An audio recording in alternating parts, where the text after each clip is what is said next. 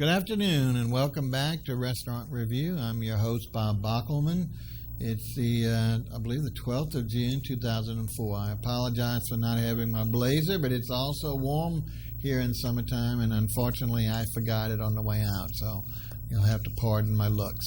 Anyway, we're here every Saturday, Channel 77 from 3 to 4, bringing you new restaurants of each week and also musicians. And here we're going to be living up to our name. Unfortunately, we have a musical guest that was not able to make it, commitment. So we brought one of the finest performers we think we've had on the show this season. So we're happy to bring her back for you. We'll talk about it a little bit. Also, I want to tell you, we all been having problems getting musical artists lately. Our good friend Phil Malone Sunday Neutrogram supplies us with a lot of folk. But I hope the well's not drying up because, our show depends on not only wonderful new restaurants but also musicians, and that's what our city's known for.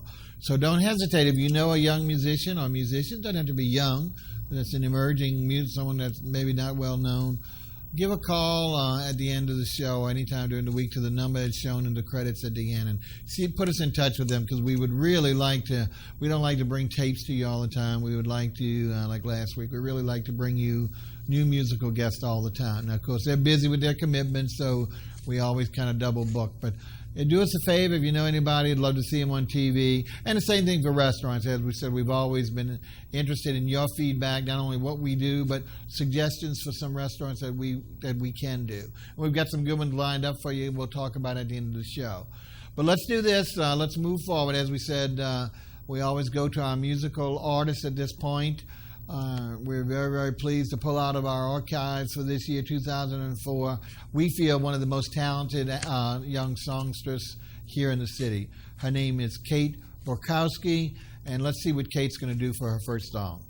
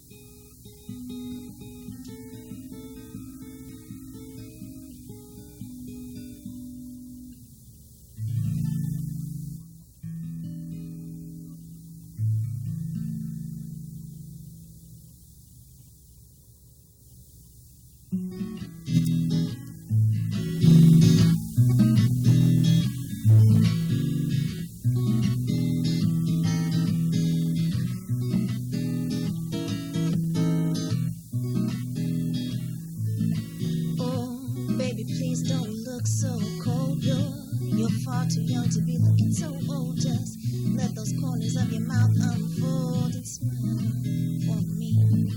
Well, your smile's the prettiest I've ever seen, and it makes me richer than most any queen. It's like warm hot chocolate after playing in the snow, or those real crisp nights when the moon and stars glow. So smile for me, and just smile, and just smile, and just smile, and just smile all the while.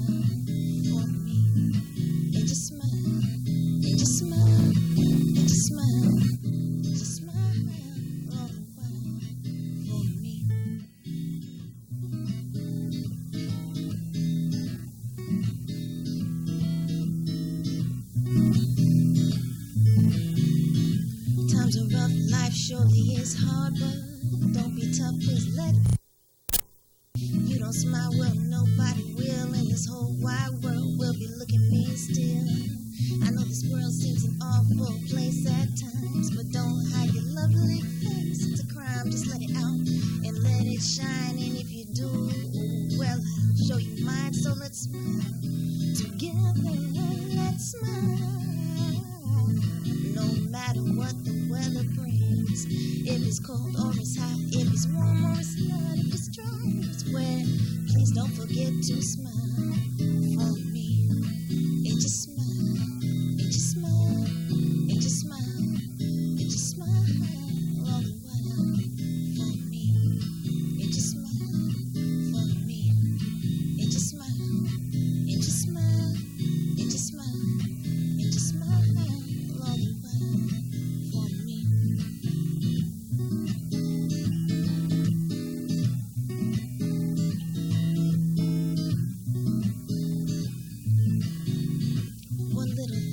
slip my mind when it seems like life ain't treating you kind. Just look my way and you'll surely find a smile for you most anytime. 'Cause I want to see you, and I sure want to feel you, and I want to know most all the time that you smile for me.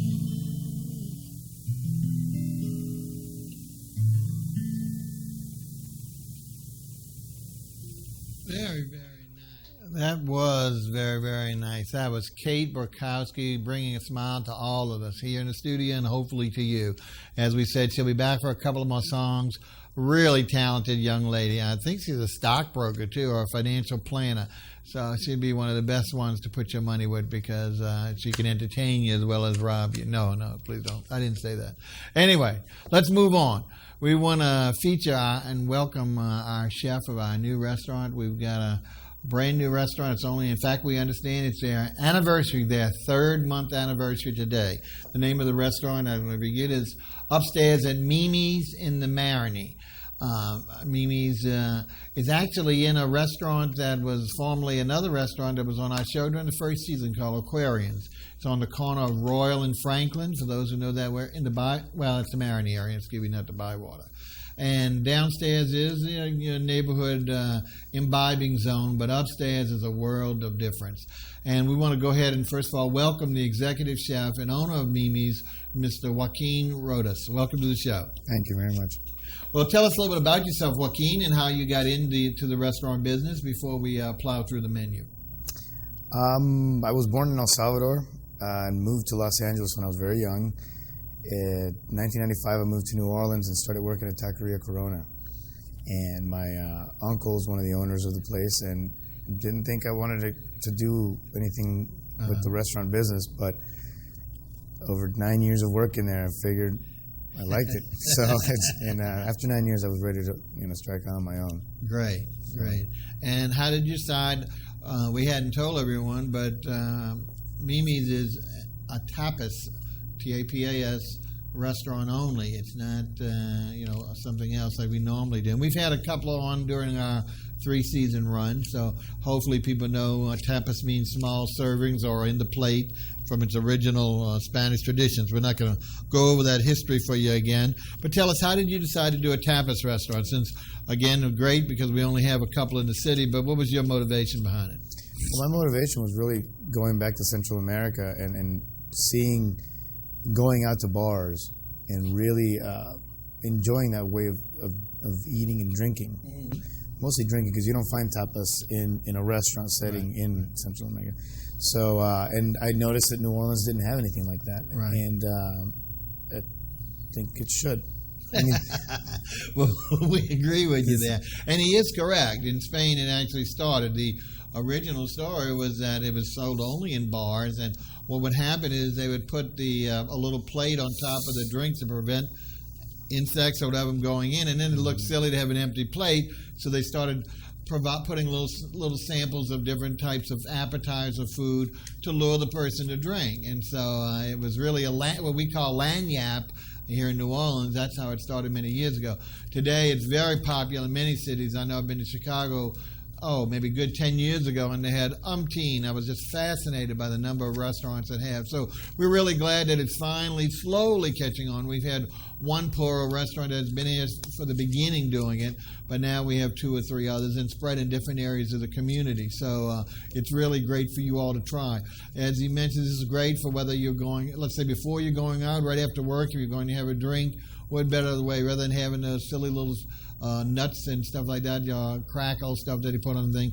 This is a great selection of stuff. So it also can become a complete light meal. We'll show you that today because it's not geared to just what we consider appetizers. And also as a late night snack, which is great because this type of establishment is geared to staying late. So after the movies, many times you can't find a decent restaurant or something that you like. This is a great idea. You can have something to drink, but also have a real quality meal, and that's something that's real heavy during that. So you maintain your gauge of what you really need to eat. But let's go ahead and talk a little bit more about the restaurant. Our director is going to go ahead and show some pictures of the inside. As we mentioned, it is upstairs on the corner of Royal and Franklin. and done very, very lively. Great hardwood floors, beautiful bright yellow walls, and some real eclectic art hanging as usual. It does have a balcony overlooking Royal Street, which is really pretty, so they can open those French doors up. About how many do you seat up there, please? Comfortably about 65 people. Nice size. It's got a beautiful bar. I don't know if we can see it in this thing. It's over on the left. But great furniture of all types. We've got a lovely fireplace with an unusual contemporary setting in front of that. They have regular tables spread throughout. And then all along the walls, there are the typical high cocktail tables that you can either drink and or eat your tapas, as well as at the bar you serve them as well. This is a great little place, and you're open now how many days a week, please? We're open 7 days a week. 7 days, okay. Yeah, we open from 4 p.m. till 2 in the morning, wow. Sunday through Thursday, okay. and 4 p.m. to 4 a.m. Friday and Saturday nights for the weekends. Yeah. So you see, folks, this is a great late night place. A lot of hospitality people they're always looking for places after they leave their restaurants or bars. But not only that, as I mentioned, it's also a great place for you all after you've been to another event and you're looking for some food, some snacks, or beverages after. Mm-hmm. And we're going to talk about a little later. He's got a great list of special events that he does in addition that really highlight this to make it even much more fun than just the food and the drink, not that he needs more than that. And we'll talk about that in our second segment and when we come back and finish with desserts and beverages. But let's go ahead and move along because we do have a lot to show you. We're going to start with one of the things that he does as part of his special events is what he calls his happy hour tapas. And tapas are divided usually between hot and cold. You can choose whichever ones you like. This one is a cold one, and on this particular day, you were doing what? It's melon wrapped with ham? Tell us a little bit about it, please. Cantaloupe wrapped in Serrano ham. Serrano is a cured ham, not unlike prosciutto. Prosciutto, very similar in flavor. Very similar. Just one's from Spain, the other one's from Italy. But it's really nice summer tapa. Nice salty, sweet great flavors. combination. Perfect, with the sweet and cool, being a nice cool fruit. Again, it's good with honeydew melon as well, but the cantaloupe, real nice selection. This was, like I say, just the happy hour tapas, but it's something you can get anytime because it's a great little start. But let's go ahead and move into, and I believe we're going to do the cold tapas first. And again, folks, we usually take around 12 pictures in our restaurants, so we might not have everything pictured on his menu for you. If we have time before, we will always talk about the ones that aren't photographed, but we want to show you, we tried to pick some that would be a big variety between meat, seafood, soup, salad, etc., to show you the extent that you can, what I call graze, and that is going around and picking what you want to put together to make a meal out of it. So you can pick and choose instead of going through your normal entry, having to have a salad or having to have a soup. You can, if you want it, fine. If not, you pick what you want. Let's go ahead and look at our first particular one, and I think this was is this a gambas? Is it shrimp? No. This is a magnificent red pepper goat cheese, I believe. Now tell us about it. Look at that beautiful color, vibrant. Those are piquillo peppers. They're a particular type of red pepper. They're very delicate, almost sweet. Do they grow in any particular area? Because I had not heard of that particular pepper before. They'll grow in most climates, but Spain, they enjoy them a lot, so they grow them a lot for their consumption. Latin America as well. All over Latin America use it, just kind of the way we do it, stuffed with pretty much anything. We just happen to stuff them with herb goat cheese. Goat cheese, and then sprinkle, what was it, a little chive or something? Yeah, we do a little bit of parsley, some olive oil, nice extra virgin olive oil. Excellent, but one of the prettiest colors, so vibrant. So that's his herb goat cheese stuffed with raquillo, is it? Piquillo peppers. So, but I tell you, it looks just like a red pepper, but just a brighter red, brilliant red. Great way to start. And I think we have another one now. Let's see which one we're doing here. I believe is the, this is your ceviche, huh? Ceviche. Because in any true Spanish restaurant, you got to have a ceviche. And usually ceviche is served, maybe in a long or cocktail or a sundae glass. Here it's done on a plate, but with a great accompaniment, a real crunch that I really enjoy. Tell us exactly about your particular ceviche. Well, the ceviche that it was really inspired by Central America. It's not a traditional Spanish dish. Right. But it's kind of a blend of Central American and South American styles. The fish is cut into bigger pieces, but the flavors in the the serrano peppers and the red peppers and salt and pepper. And again, for those who don't know, and we've explained it since ceviche is now going beyond the Spanish restaurant, almost getting to be a cocktail item in many, many restaurants. For those who don't know, it is, basically raw fish or raw shrimp fish is the traditional, and marinated in a vinegar sauce that actually cooks it and changes it to a color. So it's not, people get worried, oh, this is sushi. It's not sushi. It's cooked. Wonderful flavors of lime and vinegar, and again, the peppers and the grill just chilled. And what's really great about this one, usually that's the way it's served, by itself and eaten as a salad or a light hors d'oeuvre. But what's really unusual on this plate is one of my favorite vegetables, the Spanish vegetables, that I have to admit I never had in this presentation. And that's yucca, or yuca as they may pronounce it in Spain. And usually this is served, this is a root vegetable that it almost is like a potato in looks, kind of quality. Usually serve with a little citrus to give it a little bit more flavor. But that's the most common way, is just baked or boiled. Here he's got a fanciful way that really adds to it. And tell us, it was basically fried, is that right? Just fried. We take the cutting them into strips, regular and peeler. A peeler. So we take the peeler to the yuca, and they come out in beautiful long strips, and we just throw that right in the fryer. Really great combination, folks. So, and don't be afraid of it, because if you like chips of any type, you're gonna quite enjoy it. Very close to homemade potato chips. I mean, it's gonna be hard for you to tell the distinction of it. Now, folks, we want to make sure, if our director's been kind enough always to put our phone numbers up. Don't hesitate to give us a call on either one of those numbers. You can speak to Joaquin Rodas, the executive chef of Mimi's Tapas upstairs in the Marigny. Ask any questions or need directions or more information, anything about it. He and I will be happy to answer those questions. Or anything about the show, don't hesitate to give us a call. It always adds to the presentation. But let's move on to another dish, and let's see what we got coming up next so we can... Oh, this is another one of my favorites. This is tuna salad on toast, not called tuna salad, but one of the neatest ways to eat tuna salad I've had in a long time. Tell us about it, please. Well, this tuna salad, the tuna caper toast came about just as that. Thinking of a new way to make tuna salad, and we added capers to it. We like the flavor of the capers. Right. Yellow, orange, and red peppers, and lime, orange, and lemon juice, and that just makes it such a beautiful summer type snack. And put on great old French. Yeah, nice. Yeah, just nice French bread. French slices toast.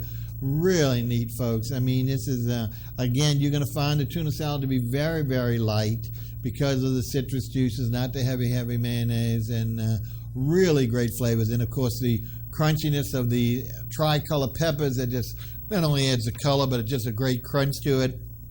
And then what's nice about it, it was chilled to the perfect temperature and served on a delightfully warm bread. And sometimes you hear toast comes out and it's as cold as the plate.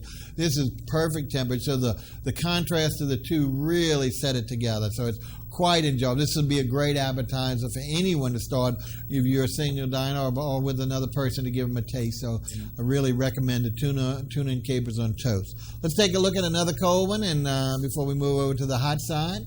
Let's see what we got. Oh, no, now this is a cold one, but this is actually the soup that they had. There was a soup du jour. What a magnificent color and presentation. Tell us a little bit about the soup. That was the soup we made this weekend, last weekend actually. We were sitting around the kitchen thinking we need to have a soup, and we were playing around with the idea of gazpacho. We thought I had brought in some honeydew melons. We mixed up honeydew melons, some fresh ginger, and a shot of Stoli raspberry. Actually. That's it. And then the cantaloupe sliced in the center. The cantaloupe is just a perfect garnish for it, yeah. I'm telling you, folks, even as vibrant as it is on the TV screen right now, it's even much more vibrant in person. That beautiful color, the resonance of the honeydew melon, it's almost like a neon. It just really glowed. And then tempered with that crescent of the cantaloupe and obviously the little taste of what he said he added to it. Really a wonderfully refreshing soup. Now, I'm a soup lover, and of course in the summertime we just don't have enough of cold soups. And it's hard for a lot of us to get used to eating chilled soups, but once you really give it a try, you're going to see it's an excellent refresher and a great, great addition to your course. So when we have a little more time, which we think we do, maybe we'll come back and you'll tell us a little bit about some of the other soups you're planning on doing. But that was a great one.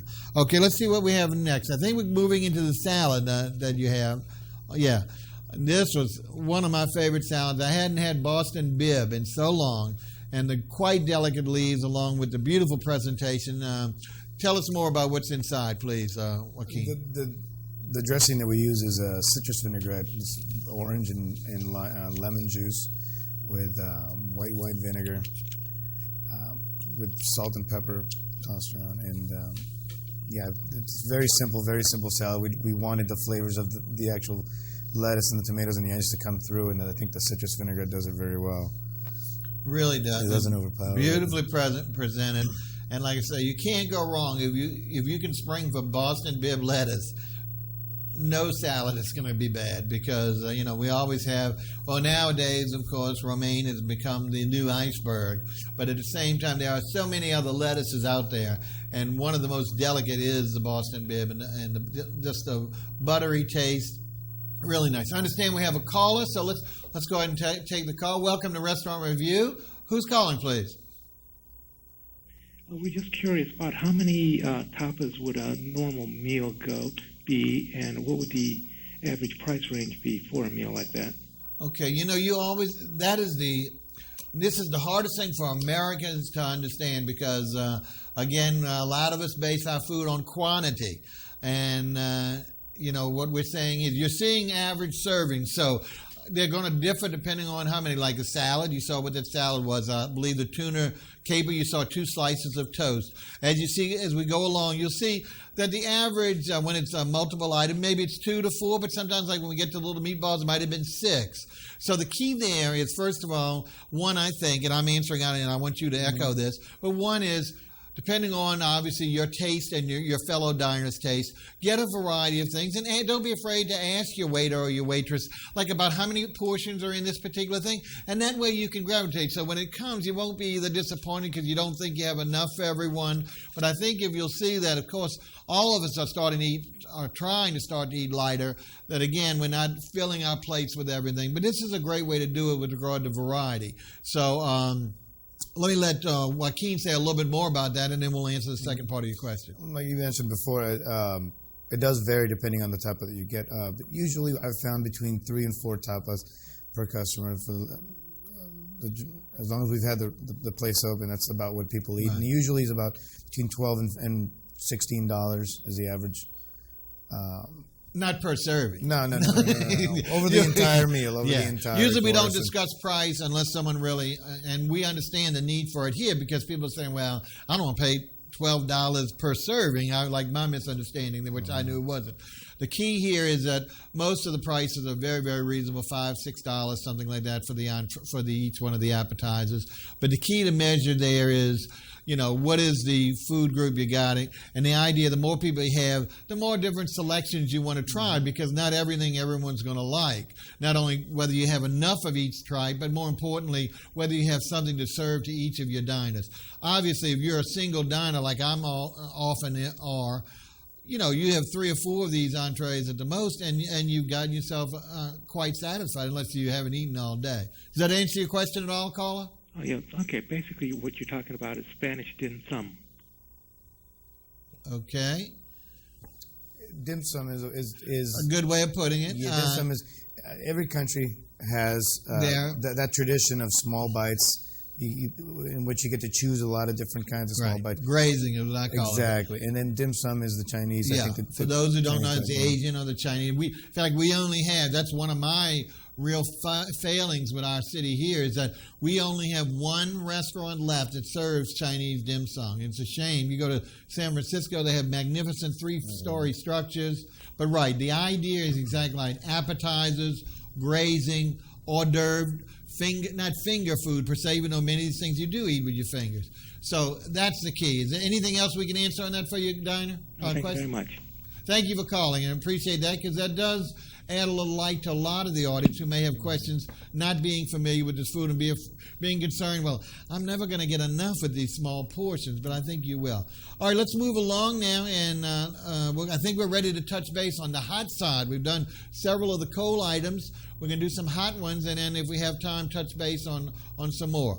I think the first one was the shrimp. Let's see if that's right. Oh, what is it called? Gambas and ahillo. Gamba. magnificent. Look at the size of these prawns. I hope the audience can see. I don't know if we have one or two pictures on this, but this is, New Orleans is famous for its barbecue shrimp. This is definitely the Spanish version of that to a T. This is one of the best tasting dishes, folks. Tell us how well you've done on this, please. And very well. We've gotten a really good people liking the gambas al ajillo, like very good feedback on it. The shrimp we use, they're between 9 and 12 per pound. That means they're the big. Huge. And again, for the caller who just called, I think you had at least 3, if not 4, on this. 3 on this, and then also was a piece of bread or toast. Of course, everybody knows with barbecue shrimp, the key there is you can't get enough bread to dip the sauce, and it's the same thing here. But if one person ate that, they would be filled from anything because it's 3 tremendous shrimp and a great piece of bread to soak up the magnificent. Do you want to tell a little bit about the sauce and, of course, the herbs? The sauce is a really basic white wine, garlic, parsley. We throw a little bit of chili peppers in there, just for a little bit of zing to it. But it's a real basic Spanish, very traditional Spanish tapa, designed to be eaten with wine. Exactly. So if you like barbecue shrimp here in New Orleans or any shrimp dish, you're going to find this really to be superb. It was one of the best, I thought, of the evening. But let's try some of the other dishes. I think the next one was the calamari? Mm-hmm. No, which one we got here? It's the calamari. Yeah, it is the calamari. Excuse me, my eyes are failing me. And again, this was an unusual version. So why don't you describe it because it's not everyone. Of course, most people know it as fried from the Italian way, and of course, or sushi, a little bit of pickle there. But tell us a little bit about your version and nice accompaniment you did with it. Well, what we do with our calamari is we saute it again with parsley and garlic, extra virgin olive oil. Towards the end, we hit it with a little bit of white wine, and at the very end, we hit it with a little bit of heavy cream. At the beginning of this, we saute off some chorizo to give it a nice smoky, salty flavor. Yes. That really is what distinguishes our calamari from most calamaris I've ever had. And there's great little bitty. You can hard to distinguish between the other, but there's little cubes. Oh, those little red cubes. All the chorizo in there, which is wonderful flavor. And the sauce on the side is strictly because it tasted a little bit more than a little richer than what you described. That's exactly what I described. It's just the white wine with the heavy for cream. Those who like squid, it's a really refreshing taste. And it's really, really good with the bread and the items. I really enjoyed the calamari. Now, the next one, again, we've been doing a lot of seafood, which, of course, is very traditional in the tapas regions because of their high resources from the fish and the seafood industry. But they also do good meats. And the next one is our version of meatballs. What do you call it? Pinchos? Pinchos with chimichurri. This is a stack of meatballs, 2 to a skewer, and what a magnificent! I told him this sauce was really the best. It reminded me a lot of pesto. Had a lot of parsley, I believe, cilantro. Tell us what the great again. What a wonderful sauce here for dipping with your bread. In addition, you can really make a sandwich of this particular item. The pinchos are an Argentine-inspired creation. We have it. The chimichurri is a pesto because of the amount of Italians that moved to Argentina. It's their version. It's their version of pesto. That's what I thought. Okay. But now, one thing about your meatballs, I did notice. I found it was almost like lamb. So I don't know if it's another ingredient. Are you using cumin or something? Like there was something. We use cumin, Aleppo pepper. And it's the regular ground meat, though. Ground meat. But folks, for those, when you take because of the addition of the others, it brings it a little bit more toward the lamb taste. Not that there's anything wrong with that. Really delicious, but at the same gives it a little more flavor. And then having it in the great chimichurri sauce, it's just pesto. It's just divine. So this is definitely, and if you want to eat some meat, a great recommendation. And once again, you've got approximately 6 meatballs there. They're not huge, but they're a great taste, and with a little bread. Fantastic meal. Okay, I think we have one more hot one on, and this was a true Mexican version. Is empanadas? Is that right? I think we have an empanada dish. Yeah, tell us about this, please. Empanadas are made really all over the world, Mexico and Central America. These are more Caribbean-influenced empanadas. We take ground beef and mix them around with olives and raisins and Aleppo pepper again and cumin and paprika. Mix it around, get a nice brown ground meat and stuff it in a very, very delicate paste, basically like a pastry, and fry it up. Very popular. It's a very, very popular dish at Mimi's. Okay. Well, I thought we had another tapas that I didn't see, the olives and the caperberry, but I guess we didn't do that. Let's talk about, I think those are all of our pictures of our, what we call the entree or the appetizer tapas before we go into the dessert part of it, which we'll do right after hearing from our musician. But let's talk about a little bit of the other ones that we hadn't talked about. I know you do another, which most people consider tortilla española, so this definitely sounds like a Spanish or a Mexican tradition. Tell us a little bit about that one. The tortilla española is one of the most traditional tapas we have. You really can't do a tapas bar without having a tortilla. Tortilla is so common in Spain. Most families have a tortilla at the house. Just whenever you want to come over and cut a slice. Mm-hmm. I'm sorry, yeah. And it's very traditional. It's very simple. Eggs. We use yellow onions with that, and Yukon Gold potatoes with a nice alioli on the side.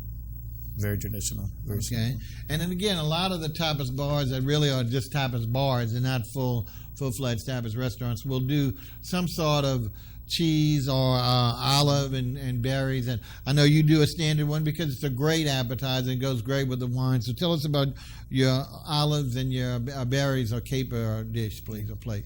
The olives, we use a combination. Unfortunately, we don't have very many Spanish olives that get imported to New Orleans, so we have to make it up with more Italian olives. But we have a really, really great mix of really beautiful olives, Bella Cerignola olives, Calabrese olives, and the caper berries. That's for your viewers that were looking at the tuna caper toast, those are those berries that were on top. Everybody asks me that. Everybody says, "What are these things?" And these are caper berries, and they're delicious to eat. People are afraid that they're just they're inedible, but you just hold it by the stem and take that little berry off, and a great taste. If you know what capers are, then you know it has that salty, great olive kind of taste. All right, let's talk about a couple of others because we do have a little more time, and that's the. How about your potatoes? We all know, but what can you do with potatoes for tapas? Patatas bravas you happen to mention two of the most traditional tapas we have on the menu. Patatas bravas are directly from Spain. It's basically, we blanch Yukon Gold potatoes. Right before we send them out to you, we flash fry them. So they're nice and crispy on the outside. When you bite into them, soft on the inside. We toss them with a spicy tomato sauce. Basically crushed tomatoes, chilies, garlic, a lot of garlic, and olive oil. Wow. And sprinkle of parsley, a little dash of roasted red pepper aioli. And from one customer said she was sent right back to Barcelona. So. Well, we don't want to do that. We just in our mind, certainly not leave us. But that sounds great. And before we go on to the other area, we talked a little bit about your soup because I mentioned what a great summer soup you had. Can you give us some ideas? It doesn't have to be just some of the other varieties of soup because not everyone is a cold soup fan. And as we said, so let's make sure people who do like soup all year round will have some other choices. Can you tell us a little about some others that you do? Well, we're going to start developing a caldo gallego, which is a very traditional soup. It's potatoes and carrots. It's almost like a beef stew, a country beef stew, a Spanish country beef stew. We also want to work on maybe for some of our vegetarian customers a pumpkin flour soup. It's a very popular. Yeah, it's a very nice chilled soup, real delicate. Well, that'll be good. So you'll always have a soup du jour or soup du week. We're starting to do that. Yeah. Excellent. Well, again, I think it's going to be something you'll need, especially, of course, when the winter comes. But even in the summer, it's just a great accompaniment to kind of vary the flavors. We're talking with the executive chef, JOAQUIN RODAS, of Upstairs at Mimi's in the Marigny on the corner of Royal and Franklin. Been open up 3 months today, his anniversary. And as he mentioned, he's open 7 days a week. But he's not open at lunchtime. What's the earliest start? At 4 o'clock? 4 o'clock. 4 o'clock, and then sometimes doesn't even close to 4 o'clock. So late 8 hours, which really is great for you as a late night diner or someone who's been out and been somewhere else and needs something to eat or something to drink, and just a really beautiful view. I know years ago we were up in the same place, and you can see the river. You're only a couple of blocks from the river, so when they opened the great French door windows on the balcony. You can hear the sounds of the river. You're only about 2 blocks, so you hear the boats coming up and down. A lot of neighborhood traffic because there's lots of restaurants in that area, booming really big because it is for years it's been a traditional residential area, but now it's starting to feed all those residents and, of course, luring people from the outside. We really are glad to have Chef here today, and we're going to come back to him in a little bit to talk about dessert tapas. So you see, it's not confined just to the cold and the hot and the appetizer and the salad. They even have desserts. So what we're going to do is come back and talk about that, as well as we want to talk about some of the beverages that go along with tapas, because even though you don't have to drink along with it at the same time, that's where it started. Mm-hmm. That's the roots of tapas. So obviously you want to fulfill that. And with the great varieties that you have, you've got to have nice complement.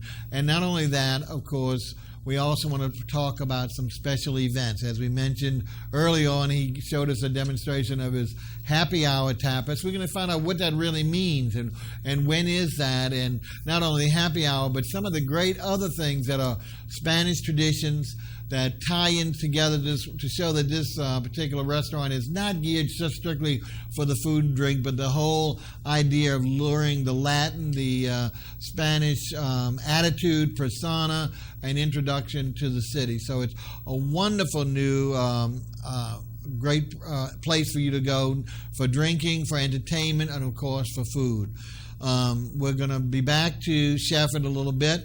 We also have to go back and see, as we said at the beginning of the show, don't hesitate to give us a call anytime during the week, the number at the end of the show, not the ones you're seeing on the screen, and let us know about any musicians that would like to be on the show. We want to give some more opportunities.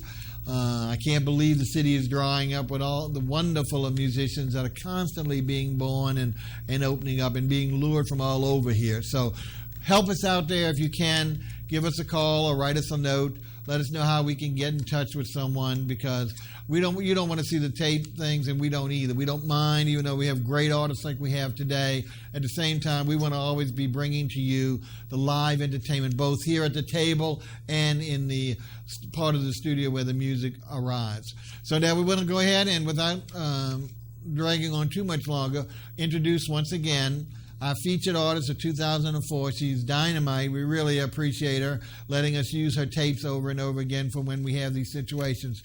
We're talking about Miss Kate BROKOWSKI, and let's go ahead and take a listen and see what she's going to do for song number 2. Song is, well, I guess till last week it was called I Love You, but I think I'm going to call it Like Chocolate now. So this is Like Chocolate.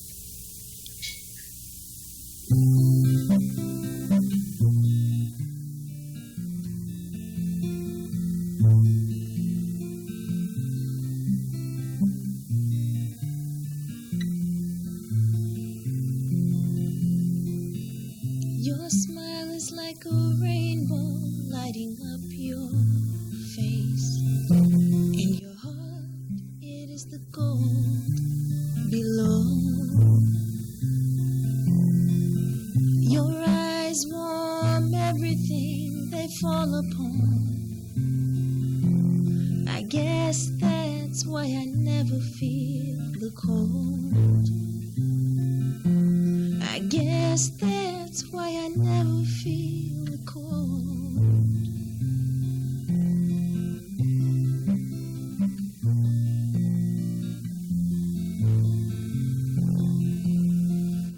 I love you like chocolate. I love you like a Notre Dame football game. I love you like falling asleep to the sweet, sweet sound of rooftop rain. To the sweet, sweet sound of rooftop rain.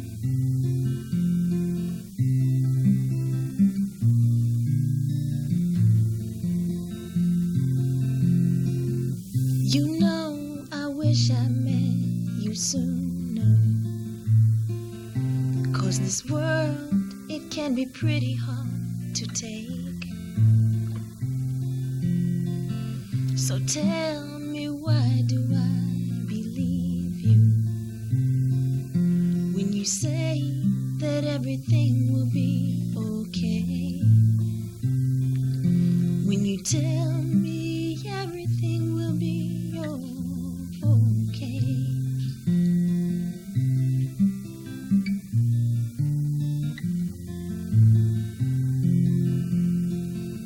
I love you like a brand new journal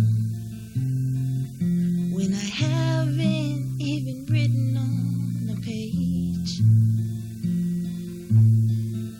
And all my life seems ahead of me, and nothing's in my way, and nothing's in my way.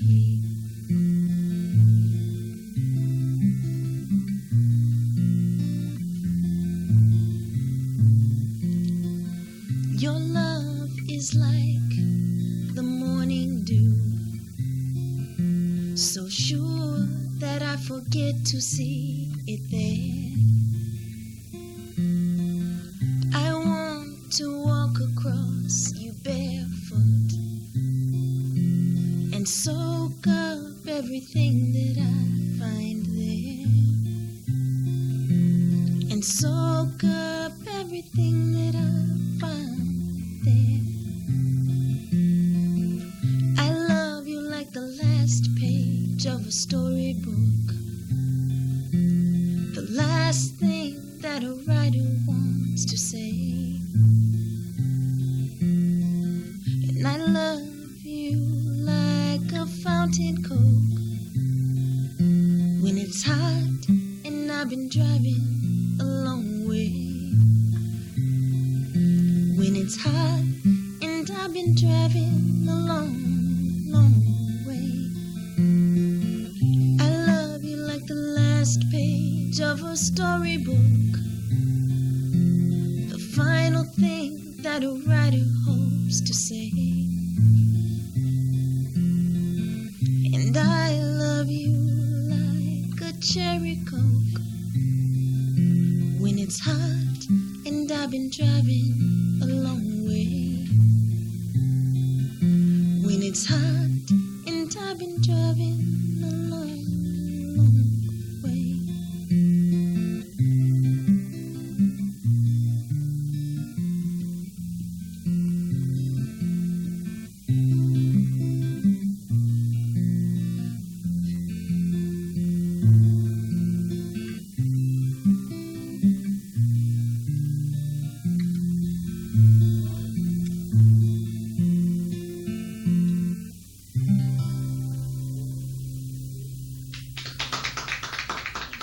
That's Miss Kate Brokowski, really talented, one of our favorites of 2004. And she'll be back for one more song to close out the show, so please keep on tuned and listen to that beautiful voice. All right, we're here with executive chef JOAQUIN RODAS of Upstairs Mimi's Tapas Bar on the corner of Royal and Franklin.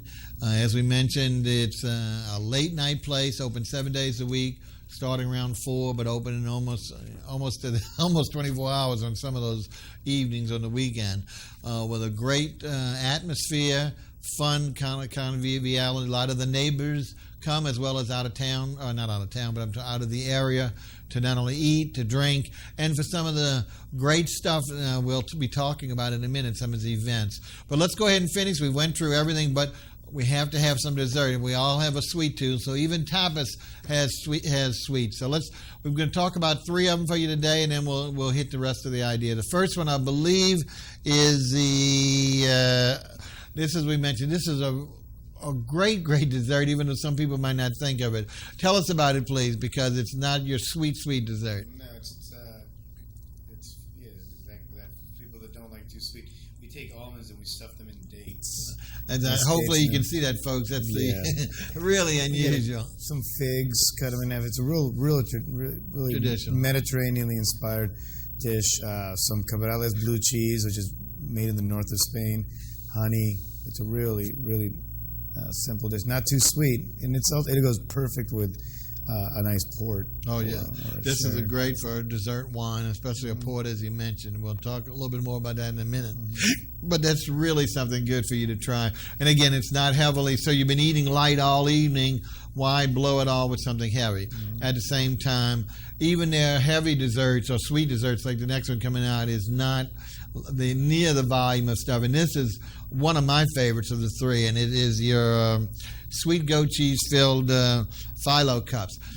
I had to compliment him on, you can't tell from this, but the phyllo cups that they're included, it was so delicate, the pastry was so thin, it was almost eating like air or like a delicious, a little sweet paper. It was so fine. But tell us how these are made and the what the cups include. We use nice fresh goat cheese, and we sweeten it up with some sugar, vanilla. Put the filling in the phyllo cup, and we top it all off with the macerated berries. We like to use seasonal berries, whatever's in season. Right now, strawberries and blueberries are really big. Right. We macerate them with some Myers rum. Again, when they're sweet, it's not going to be too much on the plate because when you're drinking wine or you're drinking a nice sherry, that's sweet enough. So the dessert doesn't need to be, that sweet, and doesn't need to be that plentiful. And with the phyllo cups, it's perfect. Right. Just 3 little delicate desserts. Oh, perfect. I mean, you get the sweetness. You can pop one in your mouth, so it's not a matter where you got to cut it, but just delicious. It's echo of sweetness between the goat cheese and a little bit of the berries, but very light and just what a wonderful sensation. All right, let's touch on the last one, and this is somewhat unusual. It's rice pudding fritter. That's very unusual presentation. Look how pretty that is. Tell us a little bit about it, please. Well, we were wanting to do a nice rice pudding because it's a very traditional Spanish, Central Latin America, all over the world. Rice pudding is very traditional, but we wanted to present it in a non-traditional way. So what we do is, after we make it, we lay it out on a sheet pan, we cut it out into a mold, and we lightly flour it and flash fry it, so that the sugar on the outside of the rice pudding caramelizes. So you get a nice little kind of a crispy texture on the outside, while it's nice and regular and soft, like orange rice pudding. We make it with oranges. And on top of it, there was it fruit or?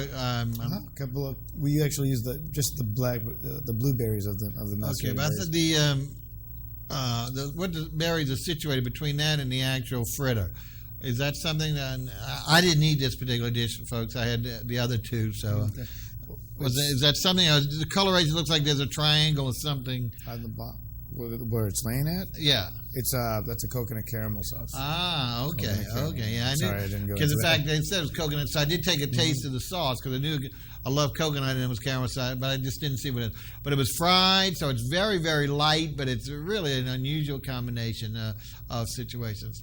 Well, folks, those are the pictures that we have today, and we've shown you how tapas, which is really, we're still relatively new to our city. Only 3 to 4 places that we know per se that really are featuring a full line. Of course, there's no restaurant that can do a full line. I understand there's like 400 to 600 different recipes and maybe more than that. But the important thing, that's what makes it so good. Each restaurant is so unique, and it's not going to say, oh, well, I'll go here and it's just as good as the other one. It might be, but at the same time, not necessarily would you find the same type. There are some, as he mentioned, all during the show, traditional ones that'll be at every place because they're just a core group. Matter of fact, in Spain, tapas bars are known to having one specialty tapa, and people will go tapa bar hopping.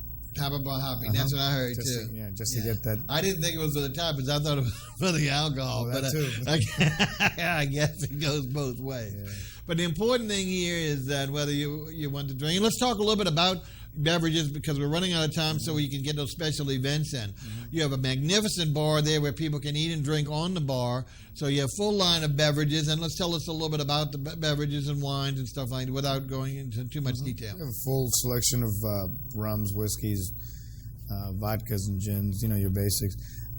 We also carry a larger selection in the downstairs bar of wines. We have Spanish, Chilean, Argentine, Californian wines, white and red. I have some nice rosés that a lot of people don't know about very much. We have Spanish sherries. Excellent. Pedro Jimenez style sherries from Jerez, Spain.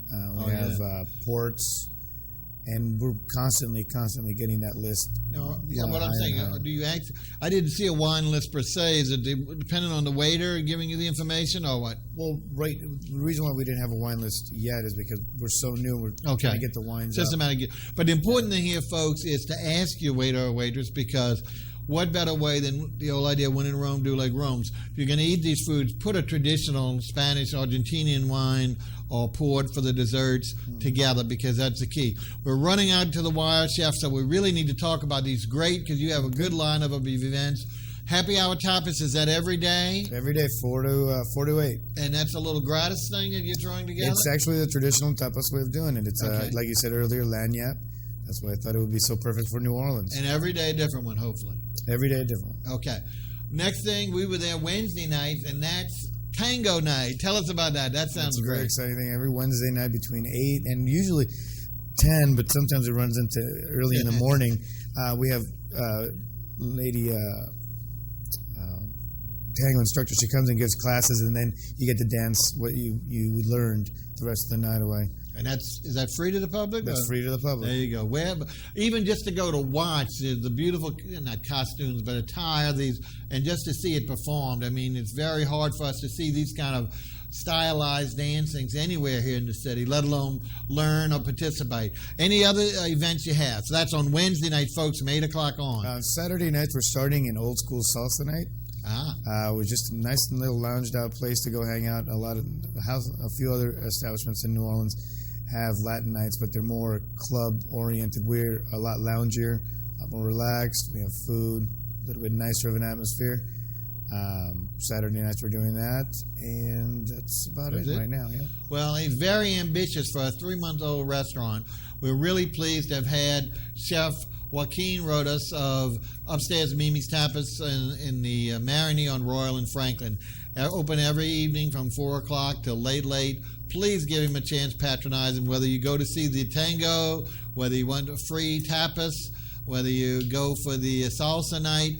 None of that's as relevant as the actual food and beverage themselves. Talking about authentic food done in a real authentic environment, in a great locale, very, very friendly neighborhood, great hospitable staff that he has, executive chef and a sous chef that's very, very well done and very pleasant. So I think you'll find it to your liking, and we're real pleased that they were coming on this early for us. Don't forget them, Upstairs Mimi Tapas on Royal and Franklin. We've got some great restaurants coming up. In a couple of weeks, we haven't been across the lake in a while. Usually every summer we travel across the lake. We're going to be doing Benedict's Plantation Restaurant, which is a magnificent restaurant in Mandeville. It's been around for years, but totally reviewed. It's got a great catering facility, but an excellent new chef. Came on a few months ago, so we're looking to bring you that. We've got a couple others, of course, up our sleeve. But as we said in the beginning, we've got some other musicians lined up. But don't hesitate to give us information on musicians, because we want to keep these halls lived up with music for you. As you know, when we don't have a restaurant or a musician, we'll do an alternate thing. Like we've got different painters, artists coming in of all different types. But we still want to stick with our traditional format, which is restaurant and music. So whatever you can do there to help us out. Don't forget our website's there, info@Restaurant Revue, or just give us an email, anything you want, or give us a call. If you'd like to be in the studio, you're welcome. We always give a chance to the chef, but at the same time, and the musician to bring their friends. But if you'd like to, if you've never seen a TV show work, happy to give us a call. Just give us a call, though. We can make sure we have space for you in reservation. We'll be glad to reserve you a place. But we are here every Saturday for you at 3 to 4. Don't forget, we have the replays on Wednesdays. I think it's early in the morning, which is probably too early for most of us, but in the afternoon at around 3 or 3:30. And then, again, the late night for all the hospitality folks, Friday night, from 3 a.m. to 3 a.m. I think to 4 p.m., 4 a.m. or 3:30 to 4:30, something like that. It's too late for me, I know that. We're going to go ahead now, I believe, to take and let our fantastic artist, Miss Kate Borkowski, take us out. As we mentioned, she's been nice enough to be on our show several times, so we have several tapes from her. But we do want to get some new live musicians in, so don't fail me. We've enjoyed you coming out. In fact, we want to tell you what great feedback we're getting. A lot of our chefs are calling us and telling us they're getting guests, and hopefully that'll work in this situation. I'll be anxious to hear from them. But I know last week's young lady of Gigi's, she couldn't wait to call me on Sunday morning because she got a slew of people. She got a slew of people that came into the restaurant that night that said in fact, they were in her neighborhood, didn't even know she'd been open the 4 or 5 months she's been open, and so they were really good for her. And so, don't hesitate to patronize this place. We're going to go ahead now and see the musical artist, Kate Borkowski, and listen to her, take her out, and we'll see you all next week. Come back to us next Saturday. This song is called If. It's a new song that I wrote just a couple weeks ago, so I hope everyone enjoys it.